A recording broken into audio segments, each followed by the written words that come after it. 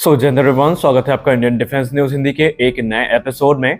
और आज के इस वीडियो में हम बात करने वाले हैं मिराज 2000 फाइटर एयरक्राफ्ट्स के बारे में। हमने हाल ही में एक रिपोर्ट पे चर्चा करी थी कि कैसे ग्रीस ने भारत को 18 की संख्या में जो मिराज 2000 जेट्स हैं उनका प्रस्ताव दिया है। और रिपोर्ट्स में तो ये भी कहा गया कि भारत उनको लेकर के इंटरेस्टेड है। लेकिन अभी ग्रीस का मामला चल ही रहा था कि बीच में कतर का मामला सामने आ गया, जहां पर इंडोनेशिया ने कतर के जो यूज्ड मिराज 2000 जेट्स हैं इनको खरीदने से मना कर दिया।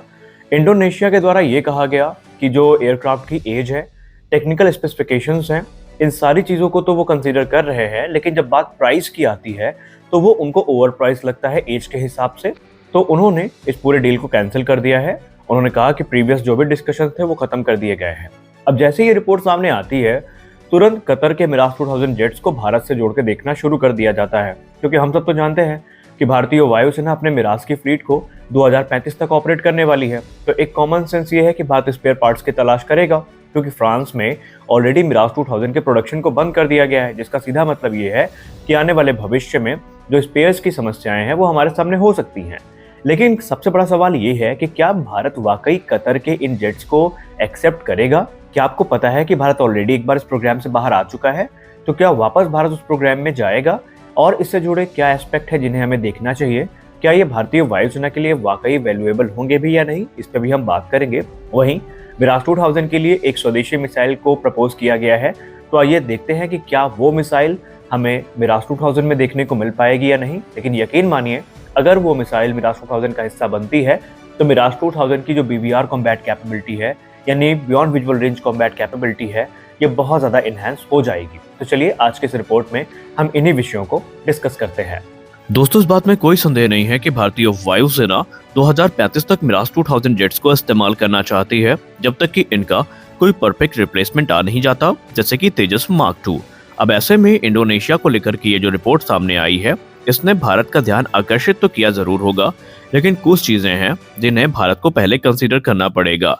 इंडोनेशिया ने वो वजह जिसकी वजह से इसको रिजेक्ट किया, आइए पहले उसको जान लेते हैं।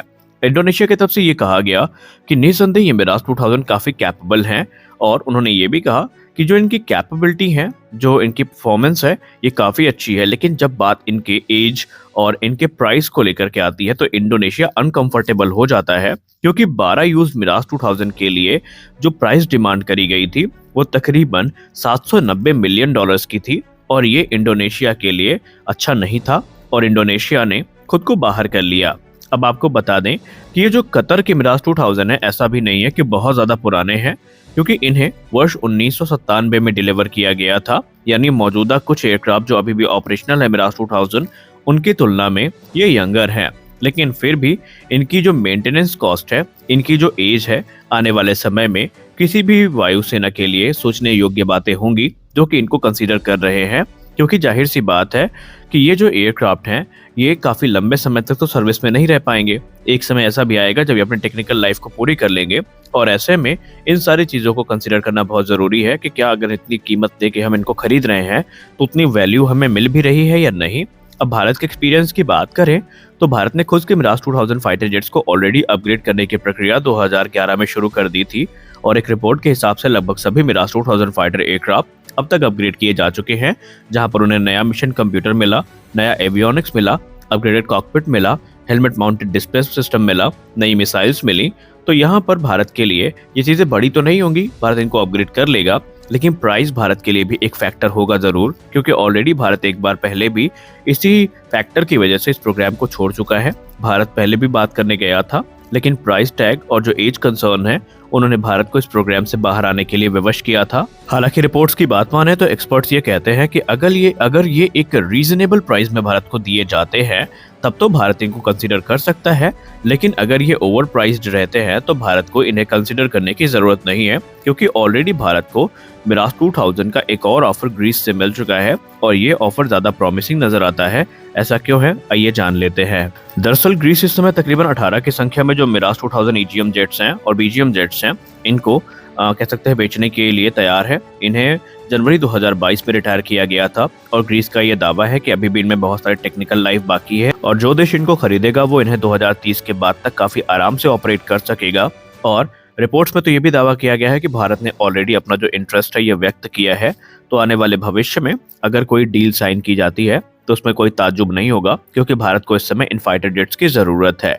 अब मिराज 2000 को लेकर के एक और अपडेट सामने आई है जो कि भारत से आई है, और अगर ये चीजें हुई तो निसंदेह मिराज 2000 2035 तो क्या 2040 तक भी सर्विस में बना रह सकता है।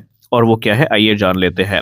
भारतीय वायुसेना इस समय जो नए वेपन सिस्टम है इनके इंटीग्रेशन की तलाश कर रही है, और इसी बीच मीडिया रिपोर्ट्स में ये बताया जा रहा है कि भारतीय वायुसेना अब मिराज 2000 जेट्स में अस्त्र मार्क 1 जो कि हमारी स्वदेशी बियॉन्ड विजुअल रेंज मिसाइल है इसको इंटीग्रेट करने की तैयारी कर रही है। और ये मूव उस समय आया है जब जो मीका IR या RF मिसाइल है इसमें जो अभी अनिश्चितता के बादल हैं ये मंडरा रहे हैं, क्योंकि हम सब जानते हैं मिराज 2000 की जो ऑपरेशनल कैपेबिलिटी है ये काफी ज्यादा इंप्रेसिव है और भारत ने अलग अलग ऑपरेशंस में इनका इस्तेमाल किया है।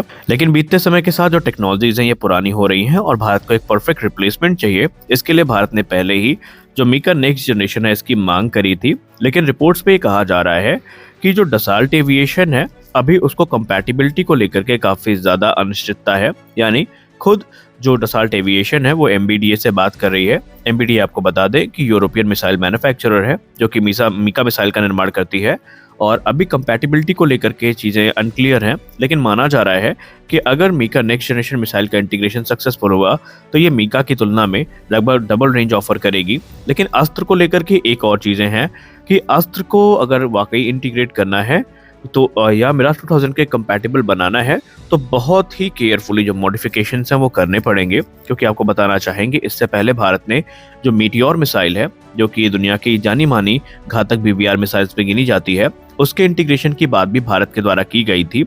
लेकिन उस समय MBDA ने पहले तो भारत की बातों को इग्नोर किया था, लेकिन जब ज्यादा कह सकते हैं प्रेशर बनाया गया भारत की तरफ से तो MBDA ने ये कहा कि जो मीटियोर मिसाइल है ये राफेल के लिए मिराज के लिए कंपैटिबल नहीं होगी। और उन्होंने ये कहा था कि आप मीटियोर के लिए ना जाएं, बल्कि जो मीका की नेक्स्ट जनरेशन मिसाइल है वो इस पूरे सिस्टम के लिए ज्यादा कंपैटिबल होगी और आप उसी को कंसीडर करें।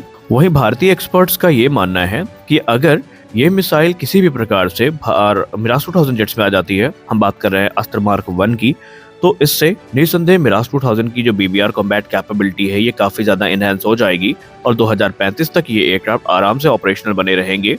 वहीं एक्सपर्ट्स ये भी मानते हैं कि अगर अस्त्र मार्क 1 का इंटीग्रेशन सक्सेसफुल हुआ तो अस्त्र मार्क 2 के लिए भी एक जो स्थान है वो बचेगा और संभावित है कि आने वाले भविष्य में भारत उसका इंटीग्रेशन भी कर सके।